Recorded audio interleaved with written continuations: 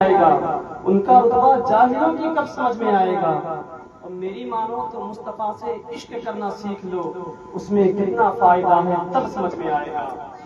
اور خدا نے اپنے کلمے میں کیوں رکھا نام نبی؟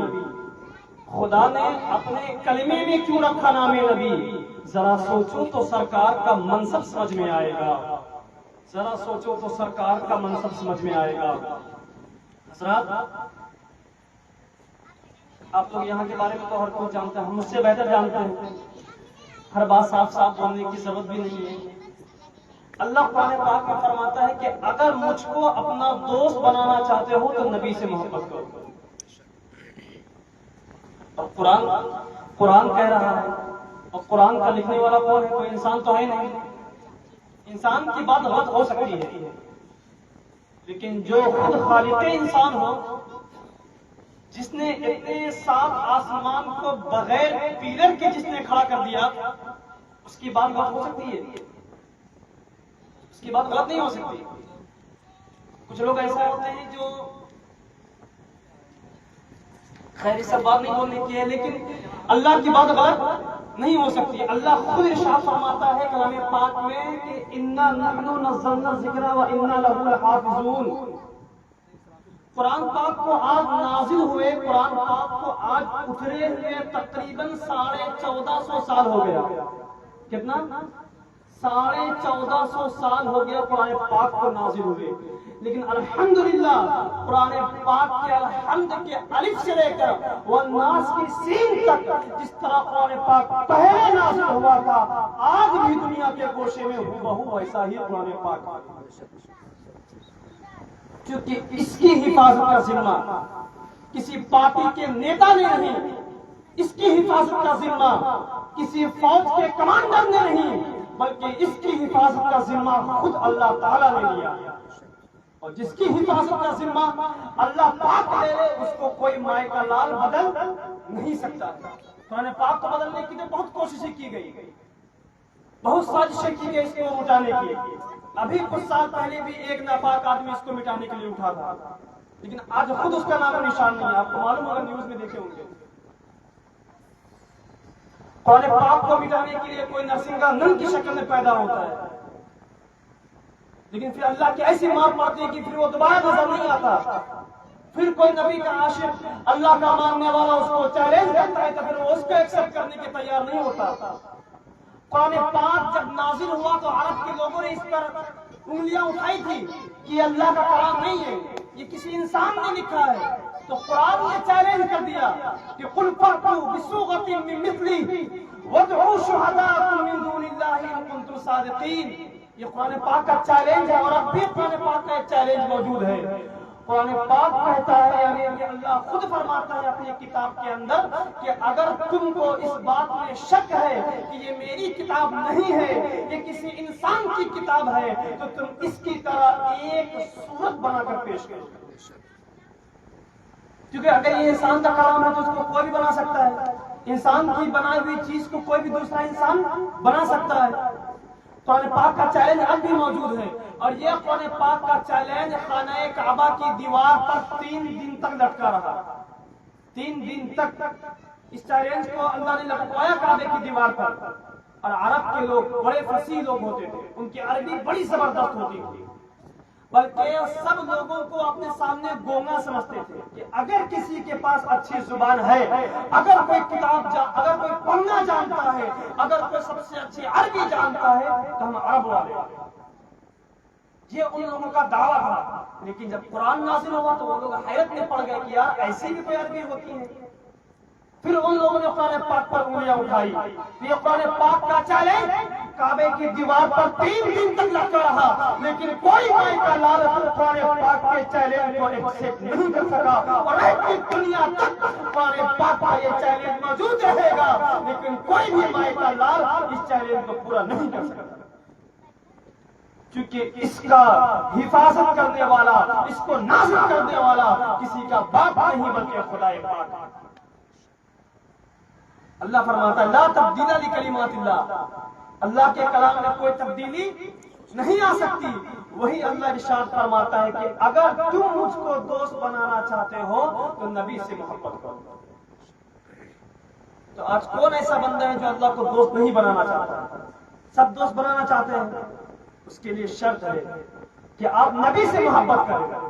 لوگ اس بات کو ماننے کے لیے تیار نہیں ہوتے، جبکہ یہ بات خدا پاک کی ہے.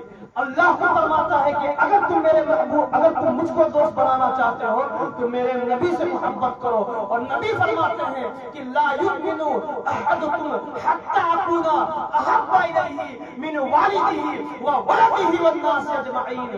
تم میں سے کوئی بھی آدمی اس وقت تک مومن نہیں ہو سکتا جب تک وہ مجھ سے، اپنی ماں سے، اپنے باپ سے، اپنے بھائی سے، اپنے دوست سے، بلکہ سارے رشتہ دار سے زیادہ مجھ سے محبت نہ کرے، تب تک وہ کامل مومن نہیں ہو سکتا. یہ خود نبی پاک فرما رہے ہیں کہ اگر تم مجھ کو دوست بنانا چاہتے ہو تو تمام لوگوں سے زیادہ مجھ سے محبت کرو. ایک واقعہ بتاتا ہوں. نبی کے ایک صحابی، سب سے بڑے صحابی، مرتبے میں سب سے افضل صحابی، ان کا نام حضرت ابو بکر صدیق ہے. کیا نام ہے؟ حضرت ابو بکر صدیق. آپ لوگ بولا کریں تاکہ زبان میں یہ بات بیٹھ جائے. صحابی کا نام لینا بھی کوئی اچھی کام ہے نا.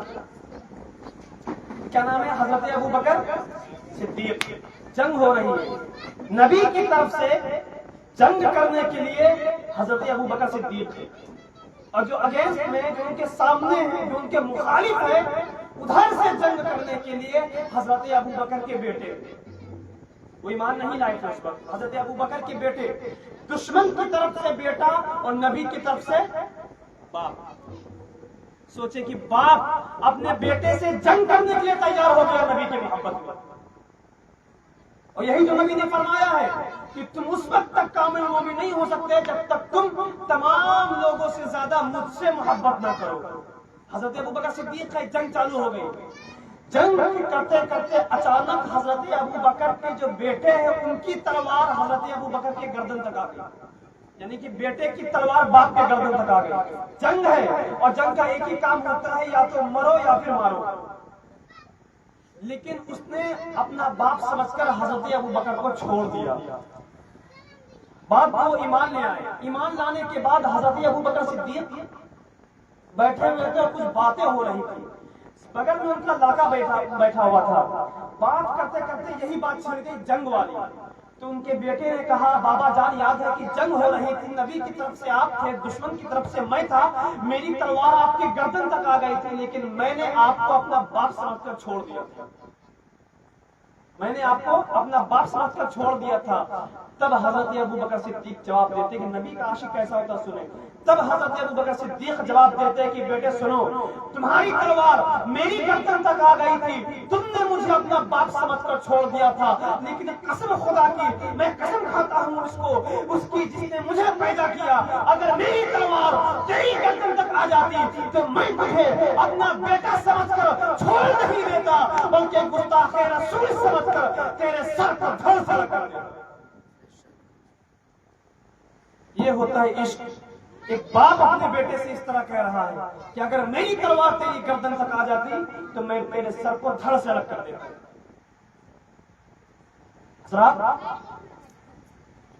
اسی نبی جو نبی نے فرمایا کہ کوئی بھی آدمی اس وقت تک کامل مومن نہیں ہو سکتا جب تک وہ مجھ سے تمام لوگوں سے زیادہ محبت نہ کرے، اسی نبی کی سنت میں سے ایک سنت ہے شادی کرنا. نبی نے فرمایا کہ شادی کرنا میری سنت ہے. النکاح من سنتی. شادی کرنا میری سنت ہے، یہ نبی کی سنت ہے شادی کرنا. آگے فرماتے ہیں فمن رغب عن سنتی فلیس منی. جس نے اس سے انکار کیا، جس نے اس سے رغبت کی، وہ مجھ سے نہیں ہے. نبی نے کیا فرمایا؟ جو اس نے شادی سے انکار کیا وہ ہم میں سے نہیں ہے. شادی کرنا کس کی سنت ہے؟ نبی کی سنت ہے شادی کرنا. اور نبی نے صرف یہ نہیں فرمایا کہ شادی کرنا میری سنت ہے. نبی کی عمر ہے 25 سال. کتنی عمر ہے نبی کی؟ 25 ایئرس اولڈ ہمارے نبی. اور کتنے خوبصورت نبی ہو تو آپ جانتے ہی ہیں.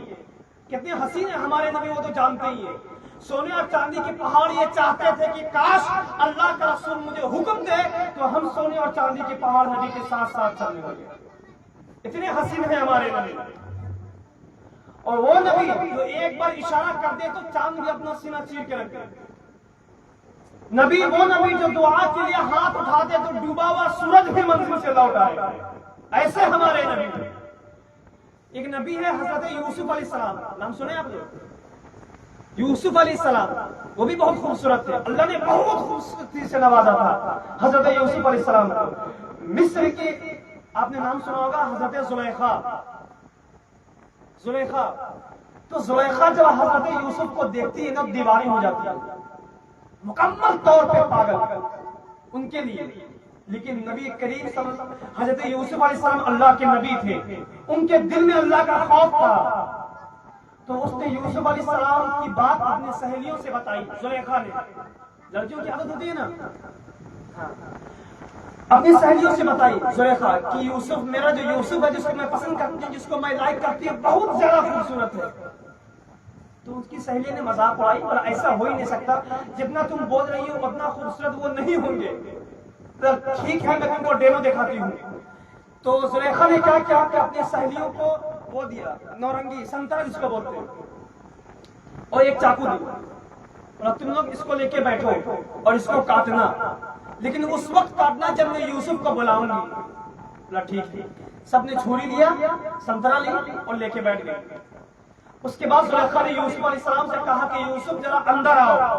اب جیسے ہی یوسف علیہ السلام اندر آتے ہیں، ان کی جو سہیلیاں تھی وہ لوگ نارنگی کاٹتے کاٹتے کاٹتے اپنی انگلیاں تک کاٹ لی، ان کو پتہ ہی نہیں چلا کہ میری انگلیاں کٹ گئی۔ اتنے خوبصورت تھے یوسف علیہ السلام۔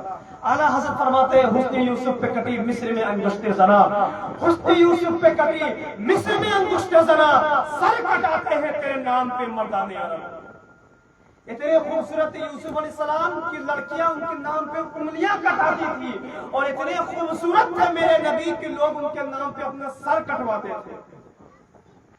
نبی کی عمر ہے، سوچیے اتنی حسین ہے ہمارے نبی کہ چاند، شاعر کہتا ہے چاند سے تشبیہ دینا یہ بھی کیا انصاف ہے، چاند سے تشبیہ دینا یہ بھی کیا انصاف ہے، ارے چاند میں تو داغ ہے نبی کا چہرہ صاف ہے، چاند میں تو داغ ہے نبی کا چہرہ صاف ہے۔ اتنے حسین ہمارے نبی، 25 ایئرس اولڈ کے میرے نبی، اور ایک 40 سال کی بیوہ عورت، کتنے سال کی؟ 40 سال کی بیوہ عورت نبی کو اپنا پیغام نکاح بھیجتی ہے، نکاح کا پیغام شادی کے لیے انوائٹ کرتی ہے۔ ہمارے نبی ہے، آخری نبی ہے، سب سے اعلیٰ شان والا میرا نبی، 25 سال کے ہے میرے نبی، اور ایک 40 سال کی بیوہ عورت، اور اس زمانے کی بیوہ عورت، جبکہ عرب کے لوگ، ہندو سماج میں یہ ہوتا تھا کہ جب شوہر مرتا تھا نا، کیا بولتے اس کو، جنازے، ارتھی جو اٹھتی تھی تو شوہر کے جنازے کے ساتھ زندہ بیوی کو جلا دیا جاتا تھا، زندہ عورت کو جلا دیا جاتا تھا ہندو سماج میں۔ اب مسلم سماج میں یہ ہوتا تھا کہ بستر الگ، گھر الگ، چولہا الگ، ہر چیز ایک ہی کمرے میں بند کر دیا جاتا تھا، بیوہ عورت کو منحوس سمجھا جاتا تھا۔ سب سے زیادہ گھٹیا کام اس سے زیادہ کسی نے نہیں کیا، اس طرح سمجھا جاتا تھا۔ ایک بیوہ عورت کو بند کر دیا جاتا تھا، اس کے بعد کچھ عورتیں تو مر جاتی تھی، دم گھٹ جاتا تھا، سانس نہیں لے پاتی تھی، جو بچ جاتی تھی ان کو باہر نکالا جاتا تھا۔ پورے مکے میں ان کو جو ہے گدھے کے اوپر بیٹھا کر منہ پہ قالب لگا کر پورے مکہ کی گلیوں میں گھمایا جاتا تھا۔ اس زمانے میں 40 سال کی بیوہ عورت ہے اور نبی کی عمر 25 سال ہے، نکاح کا پیغام بھیجتی ہے تو نبی اس کو ٹھکراتے نہیں ہے، بلکہ انکار کرتے، بلکہ اقرار کرتے ہیں اور مکہ والے کو بتاتے ہیں، اے مکہ والو، تم نے تو ایک بیوہ کو ابھاگن بنا دیا تھا، لیکن میں ایک بیوہ سے شادی کر کے اسے سہاگن بنا دیا۔ یہ میرے نبی کا اعجاز ہے۔ نبی کریم فرماتے ہیں شادی کرنا میری سنت ہے، شادی کرنا نبی کی سنت ہے۔ جیسے نماز میں سنت ہے نا، فجر کی جو ظہر ہے پہلی والی، فجر کی 2 رکعت وہ سنت ہے، سنت موقرہ ہے، ظہر کی 4 رکعت سنت، یہ سنت موقرہ ہے۔ تو اس طرح کی یہ بھی سنت ہے، جس طرح سرما لگانا نبی کی سنت، خوشبو لگانا نبی کی سنت، تو اسی طرح شادی کرنا بھی نبی کی سنت۔ تو سنت کام اچھا ہوتا ہے یا خراب ہوتا ہے؟ اچھا ہوتا ہے نا، اچھا ہوتا ہے۔ آپ لوگ کہہ رہے ہیں اچھا ہوتا ہے، اچھا نہیں ہوتا ہے؟ سنت اچھا ہوتا ہے نا، اس کو کرنے سے ثواب ملتا ہے نا، ثواب ملتا ہے کہ گناہ ملتا ہے؟ ہمیں بھائی آپ بتائیں، آپ کی شادی ہے نا ماشاءاللہ سے، سنت پہ عمل کرنے ثواب ملتا ہے کہ گناہ ملتا ہے؟ ثواب ملتا ہے، لیکن اس سنت کام میں بھی ہم لوگوں نے حرام کام کو داخل کر دیا ہے۔ اب میں بتاتا ہوں کہ کیسے۔ ہم لوگ ڈی جے بجواتے ہیں، آپ نہیں بجا رہے الگ بات ہے، مجھے نہیں معلوم ہے، لیکن اکثر جگہوں پر ڈی جے بجتا ہے کہ نہیں سنت شادیوں میں؟ تو شادی کرنا